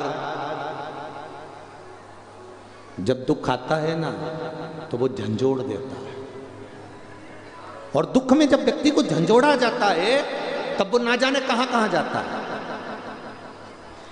भटकता रहता है, यहां जाएगा वहां जाएगा, ऐसा हो जाएगा। और भटकाने वाले भटकाएंगे आपको, बहुत भटकाएंगे। कोई कहेगा ये दोष लग गया, कोई कह गया वो दोष लग गया, कोई कहेगा तुमको ये तकलीफ हो गई, कोई कहेगा तुमको वो तकलीफ हो गई। पर एक बात याद रखना, दुख मेरे राम जी को भी आया, दुख माता जानकी जी को भी आया, दुख मेरे कृष्ण को भी आया, दुख मेरी राधा रानी को भी आया, दुख रुक्मणी रानी को भी आया, दुख सतभामा को भी आया। तो हम भी तो वही हैं, हमको भी आएगा।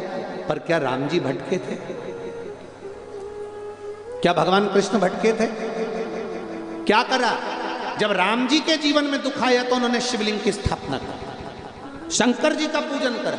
समुद्र नहीं मान रहा तो भी शिव की आराधना कर रहा है, वनवास मिल गया तो भी शिव की आराधना कर रहा है, शंकर भगवान की पूजन कर रहा है। क्यों? नहीं तो वो किसी से पूछ लेते कि महाराज जी बता दो हमारा दुख कैसे मिटेगा, कोई विद्या हो तो बता दो। पर राम जी के पास में कितने सारे संत, कितने गुरु थे, किसी के पास गए नहीं। उनने शिवलिंग की स्थापना करी, पूजन करी, आराधना करी। भगवान शंकर उनके लिए मार्ग प्रशस्त करते चले गए और पार हो गए। भगवान कृष्ण ने एक शादी नहीं करी, 16,108 रानियां भगवान कृष्ण की थी। एक औलाद नहीं हुई भगवान कृष्ण के यहाँ, संतान नहीं हुई भगवान कृष्ण के यहाँ। बिलक पड़े, रो पड़े, गर्गाचार्य बाबा जी को बुलवाया, मेरी 16,108 रानियां, संतान नहीं है, आप कृपा कर दो। गर्गाचार्य बाबा ने कहा तू चिंता मत करो। भगवान कृष्ण से कहा तुम एक रानी के साथ बैठकर शिव जी का अभिषेक 11 दिन तक करो। एक एक रानी के साथ भगवान कृष्ण 11 दिन तक अभिषेक करते रहे। जब 11 दिन तक एक रानी के साथ में अभिषेक किया भगवान कृष्ण ने, शिव जी प्रसन्न हो गए, वर दे दिया, तुमने 11 दिन तक मेरा अभिषेक करा है, एक रानी के साथ बैठकर 11 दिन तक अभिषेक करा, इसलिए तुम्हारी एक रानी से 11 संतान होगी। 10 छोरा 1 छोरी, 1,77,186 भगवान कृष्ण के बच्चे हुए। शिव की कृपा, ये भगवान शंकर की करुणा से हुआ, कृष्ण की कृपा, भगवान शिव की कृपा से। वो भटके नहीं, किसी इधर उधर जाके उन्होंने नहीं पूछा कि हमको ये दुख आ गया। तो दुख काटने का एक ही तरीका है, एक लोटा जल। अब ये पत्र में भाई ने लिखा है कि इतना झंझोड़ दिया कि लाले पड़ गए, किराया नहीं दे पाते, दुकान नहीं चलती, ताले लग गए, सब तरह से जब परेशान हो गए, तब टीवी पर शिव महापुराण की कथा एक बार चैनल बदलते बदलते सुनी। हम काशी के निवासी हैं, बाबा के धाम के हैं, शंकर हमारे हृदय में हैं, पर जो विश्वास कथा के माध्यम से जगाया वो विश्वास उस दिन जाग गया। लोटा लेके शिव जी के मंदिर पहुंच गए, एक बेलपत्र बाबा को चढ़ाई, विनय करा। आपने कहा था अशोक सुंदरी की जगह पर हाथ रखकर, अशोक सुंदरी मालूम है ना, जहाँ से पानी बहता है उसके बीच में, अशोक सुंदरी की जगह पर हाथ रखकर बाबा से विनती करना जब बहुत तकलीफ में होता। बाबा से हमने कहा रोटी के भी लाले देने लगे हैं, तकलीफ बहुत बढ़ गई। ऐसी राह खोजी बाबा ने कि आज मेरी खुद की किराए की दुकान तो गई, स्वयं की दुकान बाबा ने खुलवा दी और 29 नवंबर को उसका उद्घाटन हुआ और ऐसी चल रही है कि दुनिया भी नहीं चला सकती होगी, ऐसी बाबा की। बैठिए भाई, नमस्ते। ये शिव तत्व है और दुकान का नाम भी दे दिया, दुर्गा चश्मा घर। शिव की कृपा, ये सब शिव है। और घड़ी दुख में आया है, कोई दूसरा नहीं काटेगा।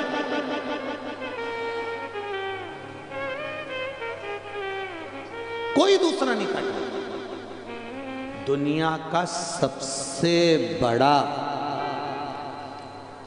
बड़ा अगर कोई हम कहें कि कोई विद्या में भी है, तंत्र में भी है, मंत्र में भी है, अघोर में भी है, बैठा है तो वो मेरा शमशान में रहने वाला देव अधिदेव। कौन समझा? अब कामदेव को भेजा शिव जी की समाधि तोड़ने के लिए। देवताओं का अपना हित करना था, अपना हित जानना था। शंकर भगवान का किसी से बैर नहीं है, शिव जी का किसी से बैर नहीं है, पर वो बैर शंकर भगवान का नहीं है, पर देवताओं का बैरी है। इसलिए देवताओं ने शिव जी की समाधि को, साधना को तोड़वाना चाहा। तोड़ दो साधना। कभी कभी कभी हम मंजिल तक नहीं पहुंच पाते। कारण क्या होता है? हम भटक जाते हैं। मथुरा के विश्राम घाट पर 8-10 पंडा नाव में बैठ गए, भांग छान के पी के। 8-10, और उन्होंने नाव वाले से कहा कि आज नाव हम चलाएंगे, हमको वृंदावन जाना है। मथुरा के विश्राम घाट से चले, नाव पे बैठे, पतवार ली और नाव उन्होंने खेना चालू करी। सुबह 9 बजे के बैठे थे, शाम की 5 बज गई, पर वृंदावन नहीं पहुंचे।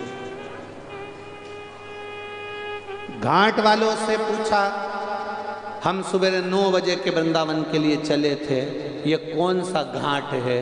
तो कहा ये मथुरा का विश्राम घाट है। तो उन्होंने कहा यहीं से तो चले थे, अभी तक वृंदावन नहीं आया। तो उन्होंने कहा बाबा जी, तुम सुबह से नाव तो चला रहे हो, पर नाव को खूंटे से नहीं छोड़ा है। अगर ये नाव खूंटे से छूट गई होती तो ये वृंदावन पहुंच गई होती।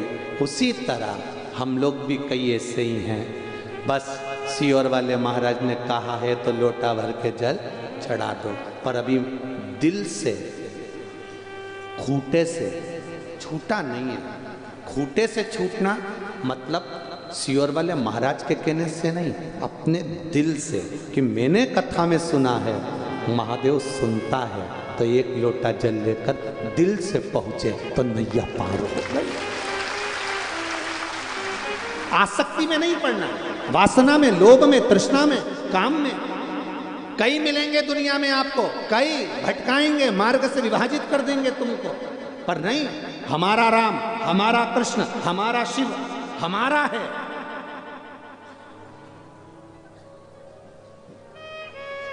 भटक रहा है संसार, भटक रहा है।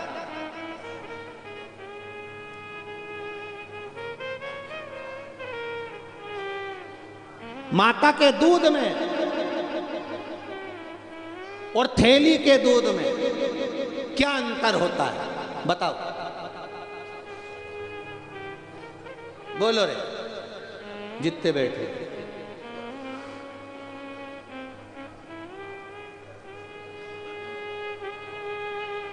माता के दूध में और थैली के दूध में क्या अंतर होता है? सबसे बड़ा अंतर होता है, सबसे बड़ा अंतर।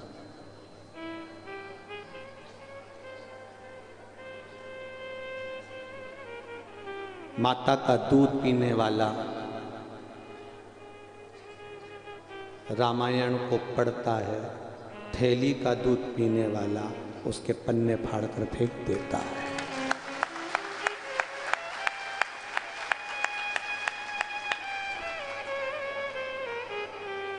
माता के दूध में और थैली के दूध में, बोतल के दूध में जमीन और आसमान का अंतर है। जो माता का दूध पीता है वो रामायण को समझता है, जो थैली और बोतल का पीता है वो कभी नहीं समझ सकता, वो नहीं समझ सकता। उसके भीतर वो तत्व चाहिए जो माँ ने अपने स्तन से दूध पिलाकर संस्कार दिया है। वो संस्कार का दूध जो पिलाया गया है माँ ने, वो संस्कार का जब दूध झलकता है तब नैनों में क्या, जिह्वा में क्या, 3.5 करोड़ रोम छिद्र में राम झलकता है जब माता का दूध इस हृदय में। पहचानो अपने उस भाव को, पहचानो अपने उस तत्व को। नाव खूंटे से नहीं छूट रही है, और आप उस नाव को खूंटे से जब छोड़ दोगे, इसको काम से, वासना से, आसक्ति से, तृष्णा से, लोभ से जब बाहर निकाल दोगे, तो यह नाव वृंदावन चली जाएगी, अयोध्या चली जाएगी, राम के पास चली जाएगी, शिव के पास, काशी चली जाएगी। ये नाव को छोड़ना पड़ेगा, ये नाव नहीं छूटेगी। हम सुबह से शाम तक खे रहे दुकान पर बैठकर, सुबह 8 बजे से लेकर रात को 9 बजे तक तुम दुकान चलाते हो। कितना कमाते हो? किसके लिए कमा रहे हो? तुम्हारी पत्नी एक आध दिन पूछ लेना किसके लिए कमा रहे हो? पति कहेगा तेरे लिए। मकान बनाना है, गाड़ी लेना है, जमीन लेना है, जायदाद। 25-25 लाख की गाड़ी में भी घूमने वाले एक दिन 25 रुपए के लोटे में प्रयाग जाते हैं। 25 रुपए के लोटे में प्रयाग जाते हैं, और प्रयाग के लोग अच्छे से जानते हैं। सब जो आते हैं प्रयाग, ट्रेन में सीट बुक करा के, ऊपर लाल कलर की एक झोली, एक सफेद कलर की रखी, पत्तल में रोटी भी रख रहे हैं, चाय भी रख रहे हैं। कोई बच्चा उस पर चढ़ गया तो चिल्ला के दो, नीचे उतर, उस पर मेरी अम्मा बैठी। अब वो बच्चा कह रहा है अम्मा तो नहीं दिख रही, वो लाल कलर की झोली लोटा रखा है, उसमें मेरी अम्मा है। 400 रुपए का टिकट करा, 2 टाइम खाना खिलाया, 2 टाइम चाय पिलाई, अम्मा को लोटे में लाया, थैली में लाया। एक दिन अम्मा जिंदा थी, जीते जी प्रयाग लिया था, तो थैली में लाने की जरूरत ही नहीं पड़ती, लोटे में लाने की जरूरत नहीं थी। हमारी अम्मा बैठी है सीट पर, अब रो रहे, आंसू ढाल, और मतलबी रो रहे। एक ससुर मर गया, 4 बहुएं थी, खूब रोई, धाड़ धाड़ के, नई नई डिजाइन में, खूब रोई, खूब। ऐसा लग रहा था जैसे कंपटीशन